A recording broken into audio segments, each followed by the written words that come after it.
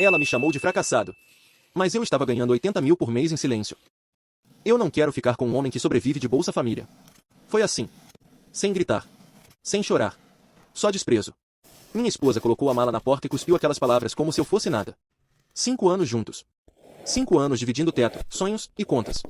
Eu estava desempregado há alguns meses, pelo menos era isso que ela achava. A verdade?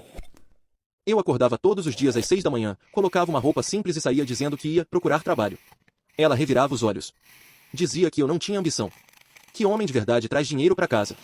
O que ela não sabia é que eu estava ganhando 80 mil por mês. Não era ilegal. Não era herança. Não era sorte.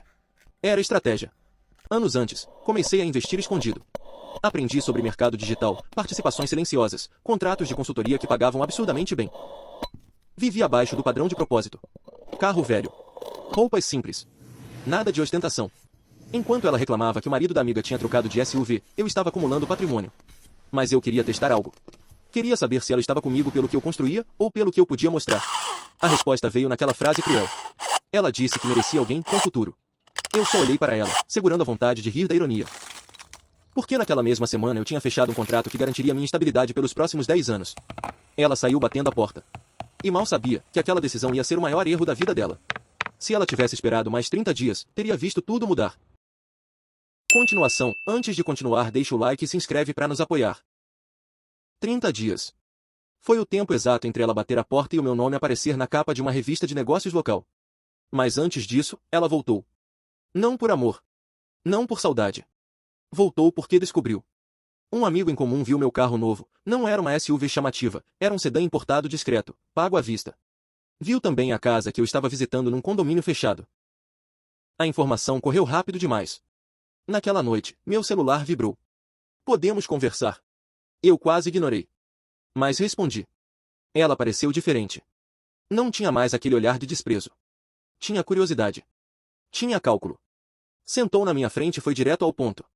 Desde quando você está trabalhando? Eu respirei fundo. Desde sempre. Contei o básico. Investimentos. Participações. Consultorias. Nada ilegal. Nada mágico.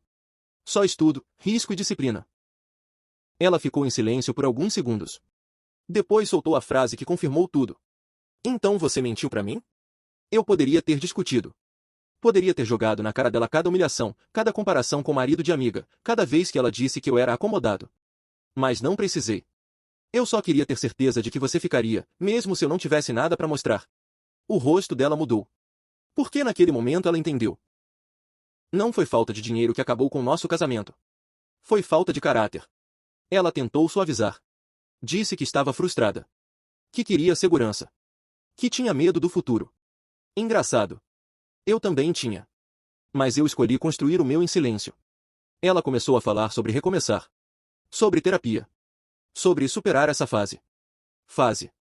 Como se 5 anos de desprezo fossem só uma maré ruim. Eu olhei para ela como quem olha para uma estranha. Porque era isso que ela era agora. Uma pessoa que só acreditava no meu valor quando ele podia ser medido em números. E, ironicamente, números nunca foram o que me importaram. O que doeu não foi ela ir embora. Foi a facilidade. A facilidade com que descartou tudo. Antes de sair, ela fez a pergunta que eu sabia que viria. Você ainda me ama? Eu demorei alguns segundos. Não por dúvida. Mas porque naquele instante eu percebi algo cruel. Eu amava a mulher que ela fingia ser quando não sabia quanto eu valia.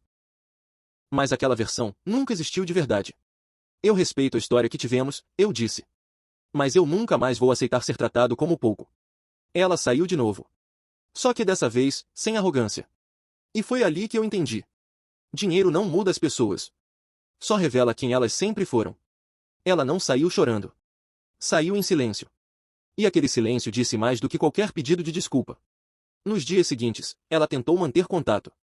Mensagens neutras. Como você está? Podemos conversar melhor. Pequenos testes para ver se ainda havia espaço. Eu respondi educadamente. Mais curto. Enquanto isso, minha vida realmente começou a mudar. Assinei a compra da casa. Formalizei 2 novas parcerias.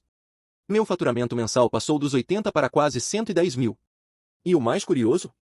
Nada disso me deu a euforia que eu achei que daria. O que me deu paz foi outra coisa. Foi acordar sem precisar provar meu valor para ninguém. Algumas semanas depois, encontrei um conhecido em comum que, sem perceber, me contou algo interessante. Ela estava dizendo para todo mundo que me apoiou quando eu não tinha nada. Eu ri quando ouvi isso. A memória das palavras dela ainda estava viva demais para que aquela narrativa funcionasse comigo. Não senti ódio. Senti clareza. Percebi que, se eu tivesse contado sobre o dinheiro antes, talvez ela tivesse ficado. Talvez tivesse sido carinhosa. Talvez tivesse sido orgulhosa. Mas teria sido real? Provavelmente não. O dinheiro que eu guardei não foi só investimento financeiro. Foi investimento em visão. Em paciência. Em independência emocional. Hoje, olhando para trás, eu agradeço aquela frase cruel. Não quero ficar com um homem que sobreviveria de Bolsa Família. Ela achou que estava me diminuindo. Na verdade, estava me libertando. Porque se alguém só permanece quando a abundância é visível, essa pessoa nunca esteve preparada para enfrentar escassez. E a vida é feita dos dois. Eu continuo vivendo de forma simples. Continuo investindo. Continuo guardando. Mas agora, se alguém estiver ao meu lado, será porque escolheu ficar quando não havia vitrine. Não porque descobriu o saldo. No fim das contas, os 80 mil por mês nunca foram um verdadeiro segredo. O verdadeiro segredo era esse. Eu nunca fui pobre. Só estava cercado pela pessoa errada.